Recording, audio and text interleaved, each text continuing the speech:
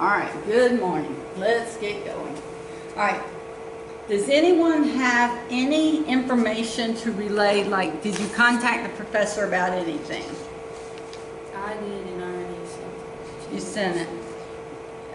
Yeah, this was the information that you got. The general guidelines is the project has 3 components. The presentation outline is worth 50 points. The PowerPoint is worth 50 points. And a 3-page paper that's worth 50 points. And it said half should be the problem, solution, and call to action. And the other half should be discussing the persuasive techniques that you used. There is no requirement of presenting to a live audience. Yay.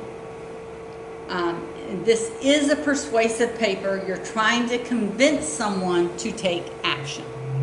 Okay, so that's the information that Anna got. All right. Have you guys watched the lecture on mediated communication? Additionally, I got information from Warner. I forwarded it to Mrs. Torrey. I'm not sure she got it. Okay. That he wants 6 to 12 slides for our PowerPoint project. Good. Nothing less than 6 slides, and nothing more than 12 slides. Okay. 6 to 12 slides. No less than 6, no more than 12. Great. Thanks for that information. All right. So he doesn't want it to go on and on and on and on. All right. So mediated communications. Have y'all watched the video on that? Have you read anything about it? Yes. Okay. So the question you have, I think this is going to be your discussion. Should mediated communication be used in the expansion of the kingdom of God? If so, describe what uses are appropriate and which are inappropriate, if any. Please offer an explanation of your rationale. So what are your thoughts on that? Should mediated communication be used to further the kingdom of God? First off, give me some examples of mediated communication. What's an example? Video of somebody preaching. Social What? media. Social media? A video of somebody preaching. A video of someone preaching? That would be like you watch it on TV or some other means of watching it. Should it be used to further the gospel? Yes or no? And why? I feel like it can be used, but that shouldn't be the main source of getting your information. And why do you think it shouldn't be the main source? What is the key thing you're missing in it? Like being one-on-one with somebody. Being one-on-one, relationships, that kind of thing. What about you girls? What do you think? I agree with it, that it can be used, but it shouldn't be you shouldn't be focusing. You should instead if you're not in church or whatever, that Sunday, then you can watch the video about it, but you shouldn't be skipping because you're missing. Good point. I agree. Any comments, Jenna? I agree with the same thing that Sarah said. And that's what I think too. Generally, when you're leading someone to Christ, of course, number one, you don't personally do it. It's actually done by the Holy Spirit. But there's a lot of time when people have questions. And the problem with the mediated communication is, I think I watched a video about it. I didn't have access to y'all's video. And it talked about how, when you're watching TV, like you're watching a football game, and you're talking to the TV, the question is, does the TV talk back? It's like, no. Now, there are some things like FaceTime where you can have two-way communication, where you could use those in such a way that you could do it. But for the things that are just a one-way transmission, you would not have that ability to answer questions and build a relationship with someone. All right, but I think that's your discussion question you have to do this week. You have 2 little chapters in the Schultz book, 11 and 12. And then you have the We're not doing the Schultz in this time. Oh, y'all aren't doing it? No, we're just doing the BB textbook. Oh, yay, y'all. And then the persuasion, according to this, the persuasion project proposal is due Sunday. That's what this says. I don't know if that's accurate or not. All right. So, the components of your assignment. Okay. Next week, y'all will review all 3 components in class. So make sure you bring everything with you next week. For your outline, Mrs. Torrey wants you to send it to her by 11:55 p.m. next Tuesday. Your PowerPoint, same time, submit it to her. And then your paper, submit the final draft next Thursday night. So the outline and PowerPoint on Tuesday, the final paper on Thursday. And bring all of the stuff you worked on so far to class next Wednesday. I'm sorry, I'm saying Tuesday because I'm used to it being Tuesday. But bring it to class on Wednesday. The final paper is due when? Thursday. No, it's due to the teacher on Sunday of week 7. So not this Sunday, but the next Sunday is when it's due to the professor. But you're bringing it to her so that you're sending it to her so she can do one last review so that to give you some pointers. All right, so the fun begins. All right, in your textbook, turn to page 356.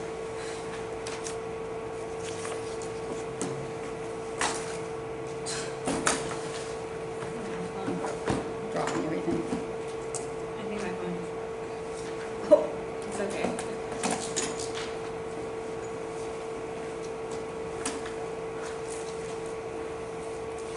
What page? 356. We're going to look at the bottom of 356, just looking at an outline. Just making sure you understand the pieces to the outline.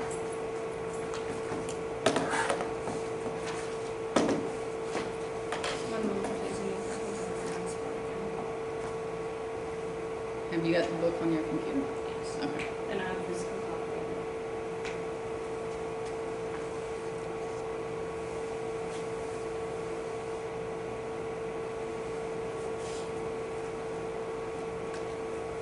So at the bottom of the page, it starts going through the outline. There are 3 parts to the outline. This is only going to show you 2 of them, but there are actually 3 parts to the outline.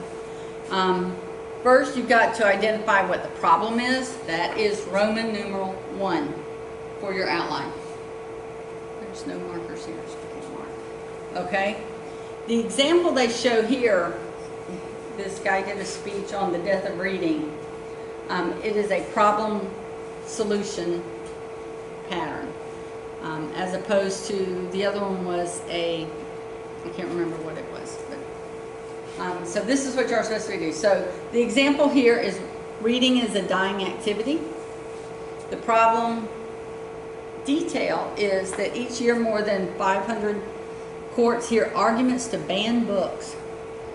B, since 1990, more than 2,000 libraries across America have closed. C, leisure reading has decreased more than 50% since 1975, the year I graduated from high school. But note the not bullet point, Roman numeral 1, then the points underneath it, A, B, C, okay? That is outline format. Make sure you follow that format. Roman numeral 2 is your solution. The solutions that you are proposing for the problem. And again, you'll see 5 different solutions in here, or parts of the solution. Teach children that reading is an activity that has worth and beauty.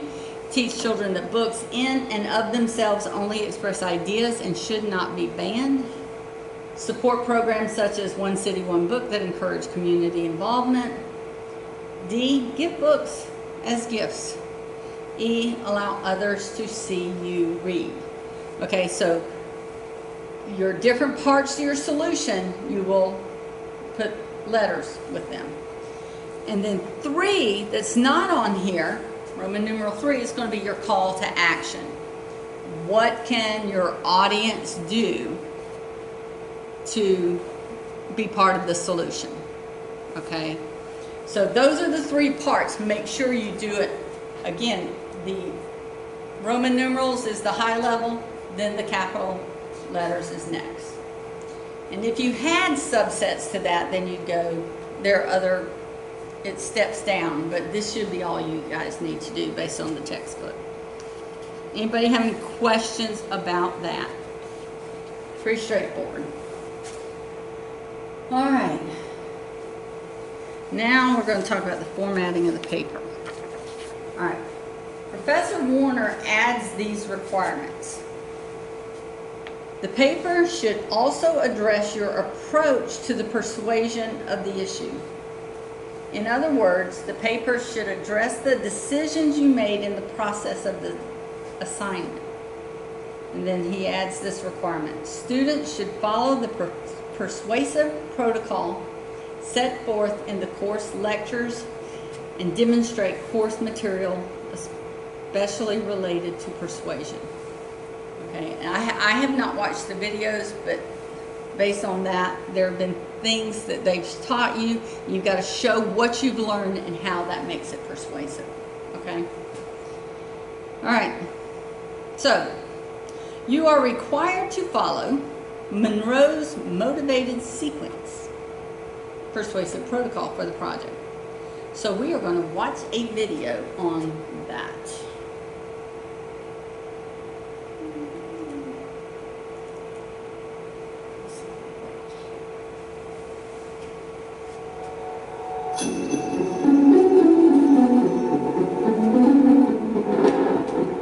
Persuasion is an art, but in order to get people to change, they have to be motivated to change. From the presidential election to a ShamWow commercial, motivating people to change their minds or behaviors is based on 2 main assumptions. The first of these assumptions is that all people have needs. The second is that people can be persuaded by claims to satisfy their needs. For your final speech, you are required to prepare a speech that seeks to persuade not just people's minds or hearts, but also their actions. Persuasion is no easy task because people don't change for no reason. They have to feel like they have a personal need that will be met before they will even consider changing their mind or ways. So the burden lies on you, the speaker, to craft a speech that motivates people to act. But don't worry, if you follow a tried and true method of persuasion, your job of persuading an audience is much easier. This method is known as Monroe's motivated sequence, and the sequence consists of 5 steps. This method has been used since the 1930s and is probably the most effective way to get people to take action. Well, it's probably not as effective as forcing someone to do something at gunpoint, but the motivated sequence is much more ethical and shouldn't get you arrested. So let's take a look at the 5 steps and how they can be used when preparing a persuasive speech. The first of the motivated steps is attention. In this first step of Monroe's motivated sequence, you must get the attention of the audience by creating interest and desire to know more about the problem or need you will be presenting. In persuasion, the attention step is a bit different than what you've learned about as the hook for your other speeches. A hook just needs to get the audience's attention. The attention step of a persuasive speech needs not only to get the audience's attention, but more importantly, draw attention to the need or problem that you will detail in the second step of your speech. Therefore, the second step of Monroe's motivated sequence is need.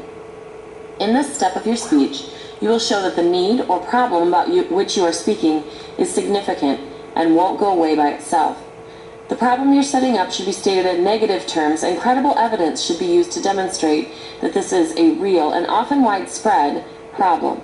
The burden of proof in this step is great, and yet oftentimes students skimp on this step because they mistakenly believe that stating the problem is enough, but it's not. You have to, like a lawyer, build a case about this problem, looking at your problem from many different angles. Remember, if a person doesn't believe that something is a need that actually affects them, they will never act to change the problem. That is why you must prove that there's a problem and relate that problem to your audience. The third step of Monroe's motivated sequence is to satisfy.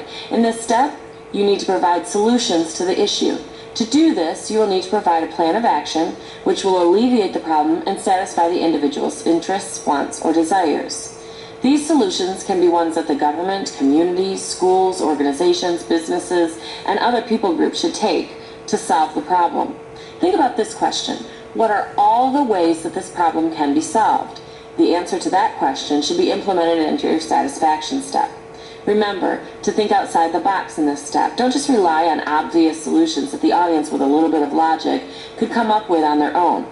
In this step, you should also address any objections your audience will have to what you propose. This is a way that you can look at both sides of the issue so that you don't appear one-sided, but rather logical. Anticipate these objections and address them when you provide your solutions. The fourth step in Monroe's motivated sequence is visualization. In this step, you will give a verbal depiction of the world as it would look if your plan is put into operation. There are two ways to do this.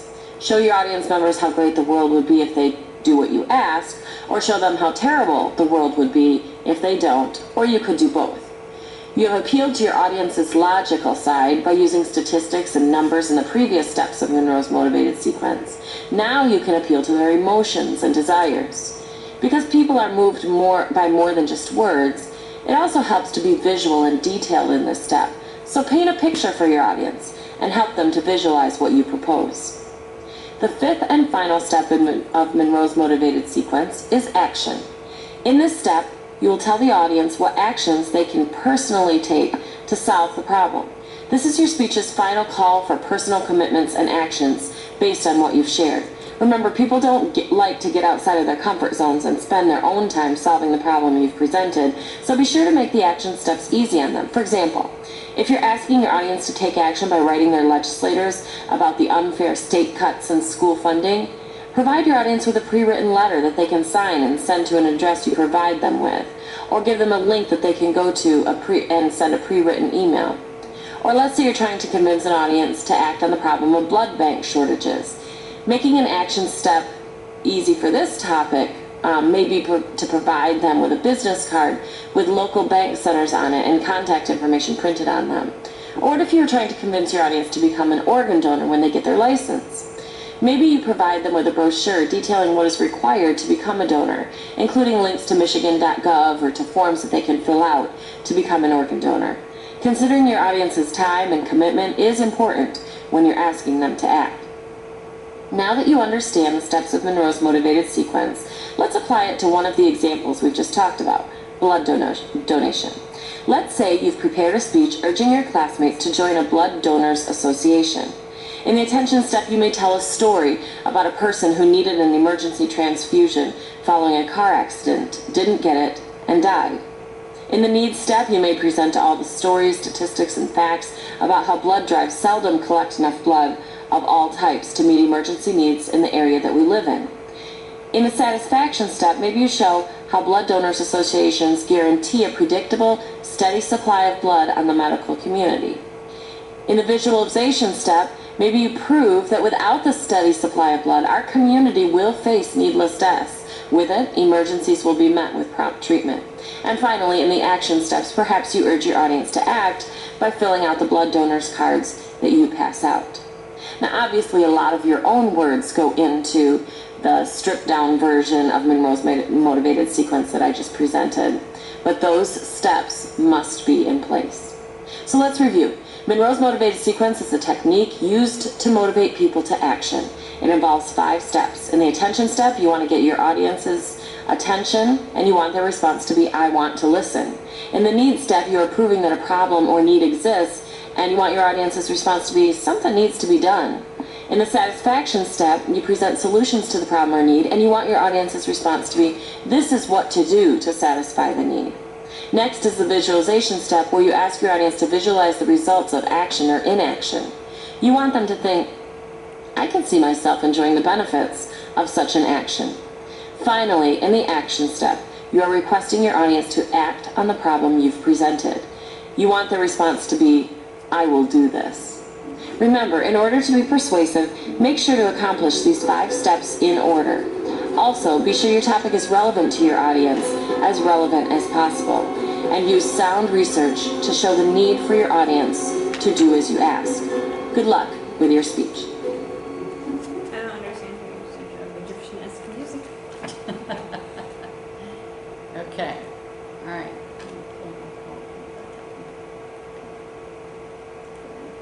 Okay, all right. So the 5 steps, that's got to be the way your speech is going to work. It's going to go through those 5 steps. And we're going to walk through this. And for you girls, if you want, whenever I upload this, I'll make sure Mrs. Torrey puts the link to it in y'all's email that you always get from her, so that if you want to go back and watch any of these, to make sure you've got all those pieces in there, or if you have questions about how do I make that step work, that you'll have access to it also, in addition to Avery and Madeline. All right, so now what we're going to do, go to page 358 in your book. We're going to talk about the motivated, we're going to just go through an example of the motivated sequence.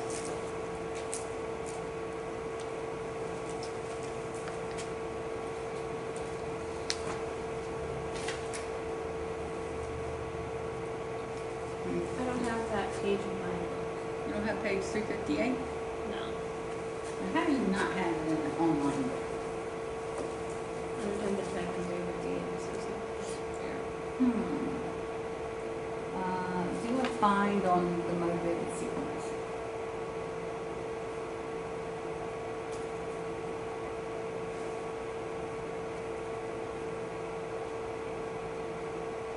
This one's 51. Okay.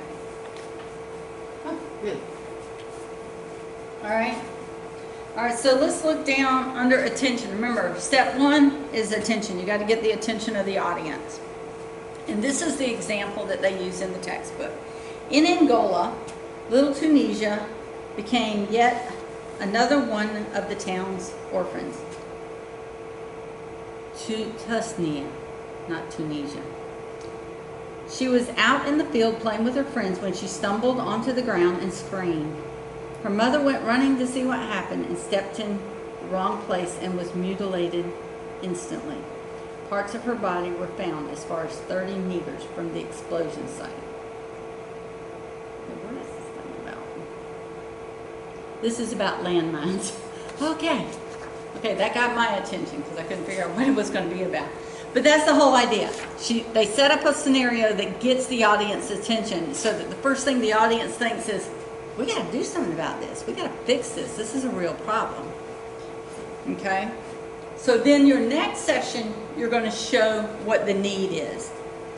And part of the need that is put here is citizens of countries with landmines face 2 major problems: risk of death or serious injury, and disruption of daily routines. So it's starting off by showing what are some of the needs. And of course you'll have more than 1 sentence in yours, but that's how you're going to start off. You're going to be showing what the needs are for the problem. Third is satisfaction, which is also that's what your solutions are. I don't know why they call it satisfaction, but that's what it is. Let's go back. Go back to the first one, the need. I didn't turn my page to discuss this. What persuasive technique did they use when they talked about her mother went running to see what happened, stepped in the wrong place, and was mutilated instantly? What is the persuasive technique that was used in that?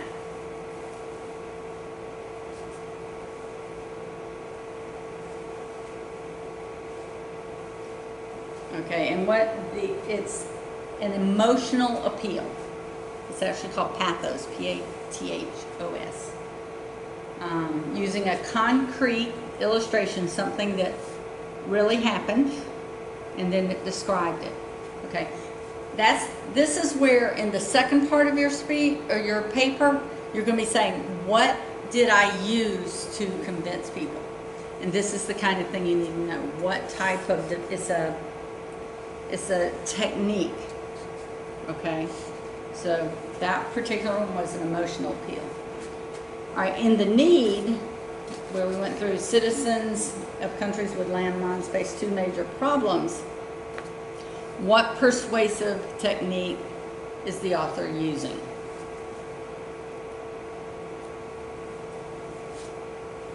Any ideas?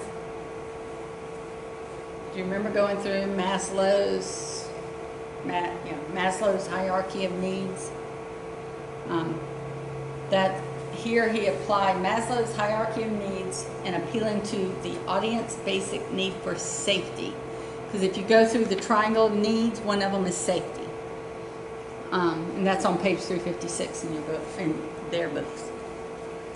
And then the other one is called a fear appeal. If we don't eliminate landmines, people will die. Okay, so that's a fear.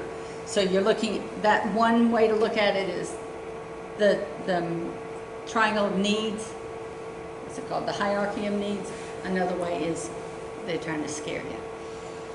All right, satisfaction, the solution. Let's see what we have here. It's at the top of page 359. One possible solution is to spread awareness. Luckily, the process has already been started by the United Nations Children's Fund, or UNICEF. And the second solution is to teach successful demining technology to the indigenous populations. So here, one of the comments that I have here is make sure you provide enough information so that the audience will understand how the problem can be solved. Don't just do a one statement. Make sure they understand what it is you're trying to say. Do you know what an indigenous population is? What does it mean? Do you know what indigenous is? I was using that term earlier when I was talking about animals, when we were talking about wildlife. That's the people who live there. This is the people who live in this area. It doesn't do you any good to teach the people in the United States about the problem over there. It helps, you've got to teach those people there how to demine that, how to go through their own backyard and make sure there aren't mines in there. Okay? So it's the people who live there. Make sure you understand the words you use. Don't use big words if you don't understand them. All right. 4, visualization. All right, the example in the book says, perhaps in the future, Tasnia can use this technology to start demining Angola so that the horrific atrocity that she faced will not happen to anyone else. What would the persuasive technique of that be? Positive visualization. Exactly, it's positive visualization. Okay, make sure you look through those techniques and use them. Change your sentences around to use some of those techniques, because he will be looking for the specific techniques, and then later you'll refer to them in the second half of the paper. And then in action, which is near the bottom of the page, let's see what it says. First, sign the People's Treaty to support the Convention on Cluster Munitions, which is a demining effort. Second, help the international campaign to ban landmines by donating money to their cause. And basically, the thing is you're going to do clear, simple steps. Easy to understand. Oh, I can do that. I can do that. I can do that. Okay? So those are the 5 pieces you've got to have in here. All right. Let's see. Now, there is an example of a paper. It's very short, really. And I thought I had it here. Here it is. On page 364. And for you,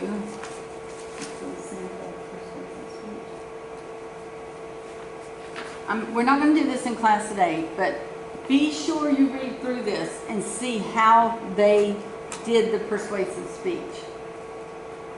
Okay? And then in here, In the blue, it's giving you some of the pointers on what to do and what is done in this paper in order to persuade the audience.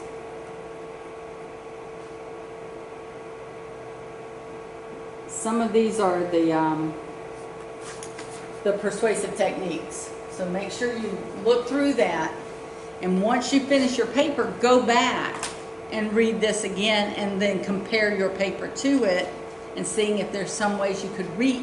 Many times it's just a matter of rewording things to turn it into the technique you need it to be. So make sure you read through that paper. That is Real Men and Women Wear Pink. Okay? All right.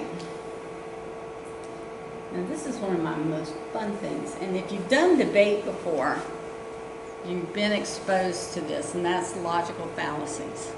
Understanding the fallacies.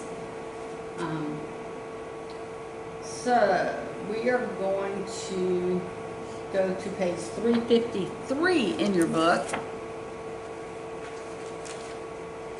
which is the very bottom again.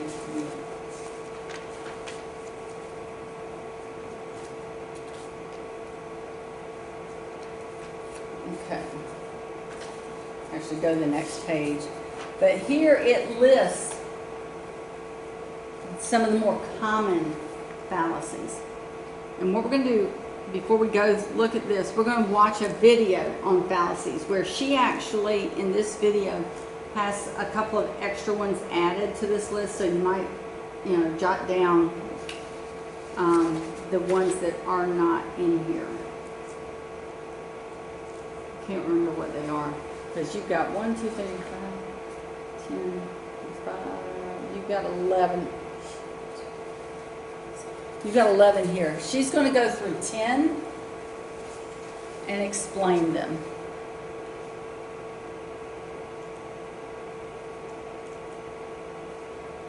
Hey guys, welcome to this video on logical fallacies. When creating a logical argument, there are many different aspects that have to come together to ensure that your argument is sound and does not contain any flaws. One of these aspects is avoiding what we call logical fallacies. A logical fallacy is an error of reasoning that will weaken your argument and, in most cases, undermine it completely. Today, we're going to look at the 10 most common logical fallacies. Circular reasoning. Circular reasoning or circular argument is when the argument is restated rather than proven. In other words, instead of explaining why something is or isn't true, you just fall back on the original argument as proof. Here's an example. Opium is sleep-inducing because it has a sleep-inducing quality. You haven't really explained why opium is sleep-inducing, you've just confirmed that it is in fact sleep-inducing. A typical formula for circular reasoning is A is true because B is true, and B is true because A is true. Another example of this would be, the wind is invisible because I can't see it, and I can't see it because it's invisible. When constructing an argument, make sure to avoid this kind of logic by being as specific as possible about your proofs. Hasty generalization. A hasty generalization is when someone makes a sweeping statement without considering all of the facts. For example, if a man walks through a town for the first time and sees 10 people, all of them children, he might conclude that all the town's residents are children. This argument fails to explore all of the data surrounding the topic and attempts to suggest a conclusion based on this limited knowledge. This is also known as overgeneralization and is best avoided by exploring and presenting every aspect of an argument's topic. Slippery slope. A slippery slope is a conclusion based on the premise that one small step will lead to a chain of events resulting in some significant event, which is usually negative. In other words, if we allow A to happen, then an unwanted Z will eventually happen, which means that A should not happen. Here's an example. If you don't study on Saturdays, your grades will suffer. If your grades suffer, you won't graduate school with high honors, which means you won't get a good job. Since you won't have a good job, you'll have to live on the streets. This implies that not studying on Saturdays will result in eventually being homeless. The problem here is that the main issue is being covered by extreme hypotheticals with no real proof to support the argument. Straw man. A straw man argument is a technique where someone distorts an opponent's claim so that it's easier to refute, or where someone tries to refute a point someone made by giving a rebuttal to a point they did not make. For example, if someone said schools should be more lenient with standardized testing, a straw man reply to this would be, if we stop giving tests in schools, we are going to raise an ignorant generation that won't have the skills to live in the real world. This fallacy serves to undermine an honest and rational debate with unfounded claims. Ad hominem. An ad hominem is an attack on a person's character or personal attributes in order to discredit their argument. For example, a mother might reject the judgments of a male pediatrician because he has never been a mother and couldn't possibly understand the child's situation. She has done nothing to directly oppose the doctor's argument, but has instead tried to undermine his judgment without actually having to engage with it. False dichotomy. A false dichotomy or false dilemma occurs when an argument presents 2 points while disregarding or ignoring others in order to narrow the argument in one person's favor. This is also known as either-or fallacy. Here are a couple of examples. You were either for us or against us. I thought you were a good person, but you didn't donate to the charity last year.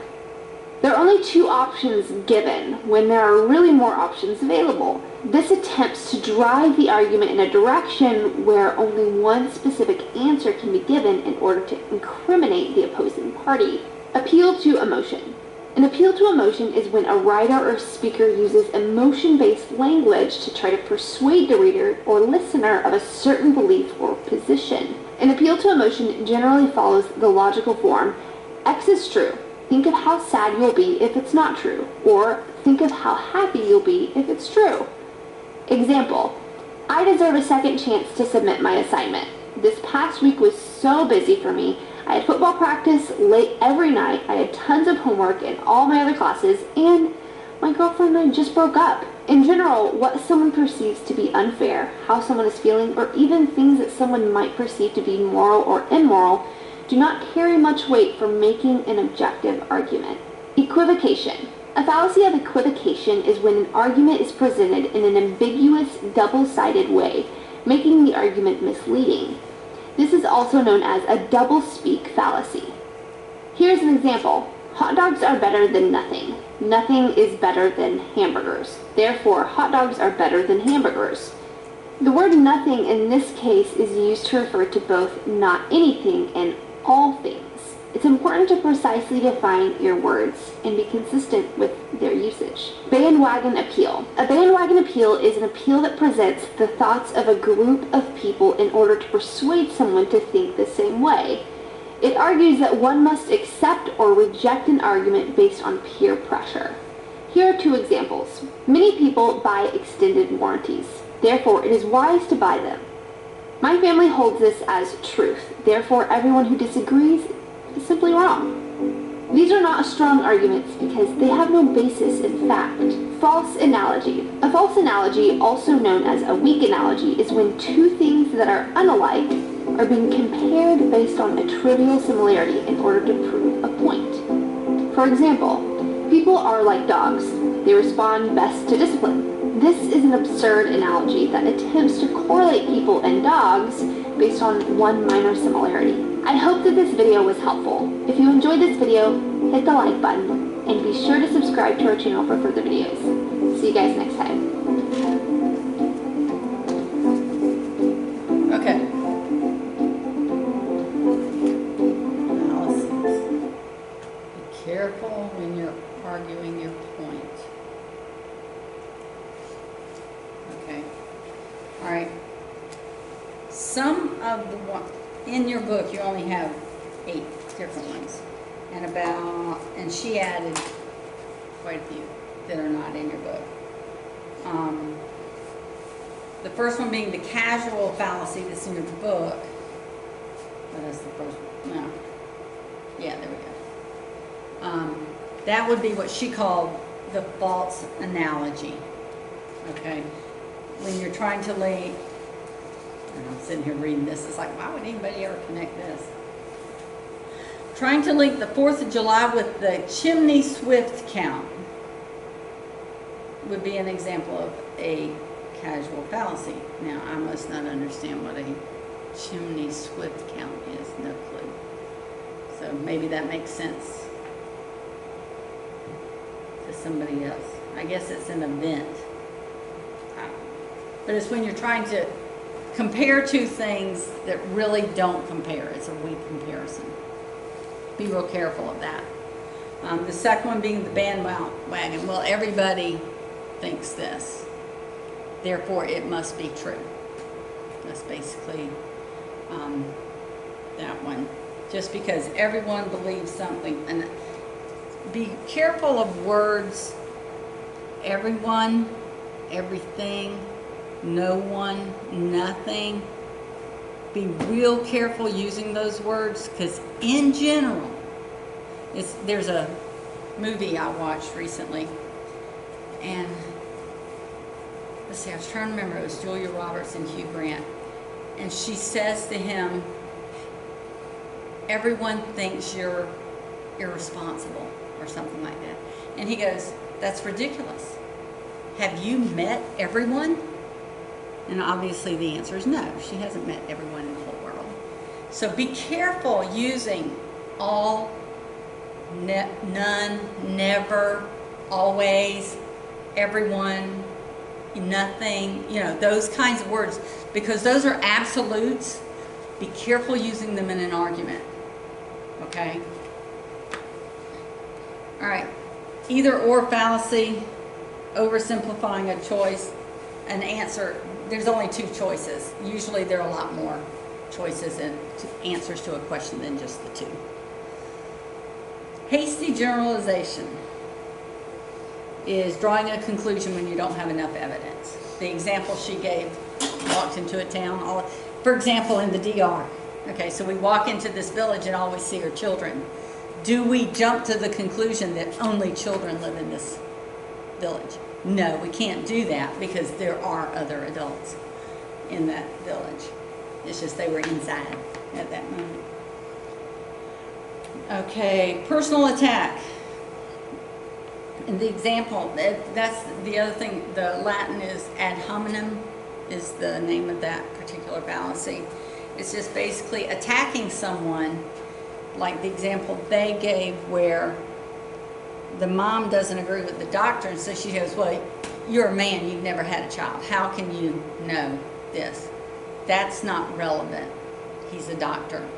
The fact that he's a man and he's never had a child is not a good argument as to why he cannot understand something.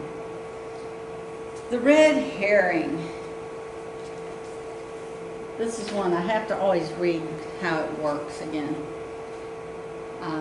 Speakers use a red herring when they want to distract the audience from the issue. A congressional representative indicted for the misuse of federal funds would be using a red herring if all of a sudden they call a press conference and spent the time talking about another colleague's sexual indiscretions. So they're taking what the argument is and they're bringing up something else to distract you from the actual argument that you're making. And that's a red herring. Okay. Appeal to misplaced authority, referring to a source who doesn't make any sense. Okay. Let's see, what example did they give? Oh, to me, okay. So, Madonna, I'm just giving an example of somebody I know. I don't know anybody who's current. Madonna comes out on TV and says, we should not do border control. Just because Madonna is rich and famous does not make her a credible source for border control. Okay, that's what that is. Be careful making sure that if you're appealing to an authority, that it is a valid authority.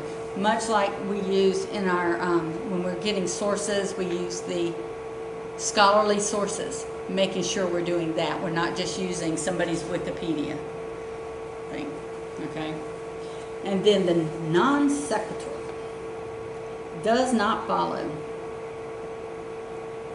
It's like, because your reasoning has nothing to do with your argument. They don't give me an example.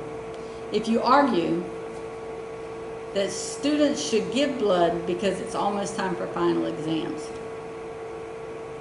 what does one thing have to do with another? That's what that is. It does not follow. The argument does not follow the original thing that you're talking about.